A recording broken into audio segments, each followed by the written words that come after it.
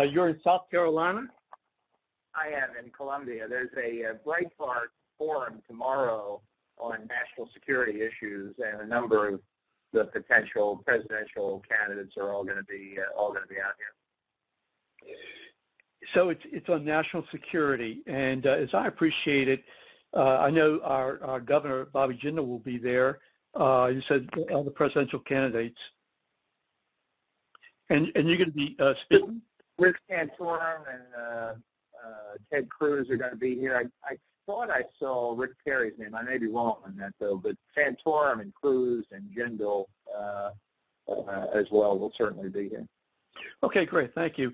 Now, what grabbed my attention yesterday was an article that I saw regarding your being involved in, I guess, Republican primaries for the first time in terms of your PAC's contribution of $10,000 to U.S. Senator David Vitter, who's running for governor. And your support is pretty strong because of his national security efforts. Am I correct? Right, and this is the first time, actually, that I've contributed through the PAC and the Super PAC together, the first time we've contributed to a non-federal candidate. But I thought Vitter's service in Congress on the Armed Services Committee and generally was a very strong performance. And I think it's important at the gubernatorial level in the state government that where there's an opportunity to have a governor who, is obviously not only qualified to handle the day-to-day issues that a governor normally handles, but who also has national security experience. I think that's a real plus because governors are, inevitably they're involved in trade relations.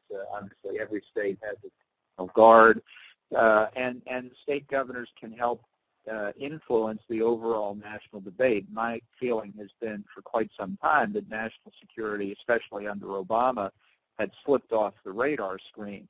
So I just think Vitter's qualifications made him an excellent example of what I'd like to see more of at the state level, and that's I've watched him, worked with him in his time in Congress. I think he's done a great job, and I think this is a real possibility to get a governor who can, as I say, handle the normal domestic sorts of issues that governors handle, but also have in mind the implications for how a strong economy bolsters our national security, a number of military facilities in Louisiana, and I think he would be an active participant in that overall national debate. Okay, now he's been very strong, we sound here, talking about the immigration issue. And is that also an area that you thought that he was really strong? Well, we have not focused on immigration as an issue as such, but I do believe that border security is something that we need to be concerned about. And by borders, I don't mean obviously just the land borders. We've got sea, coastline, and flights coming into the country. We heard the commanding general of Southcom yesterday talk about the dangers of terrorists from ISIS and elsewhere coming in through the southern border. Obviously, we're at risk across the Caribbean. We've seen it in the drug trafficking and human trafficking, and the terrorists can use the same mechanisms and maybe some of the same traffickers that are bringing in drugs and human trafficking victims that to help infiltrate themselves into the country as well.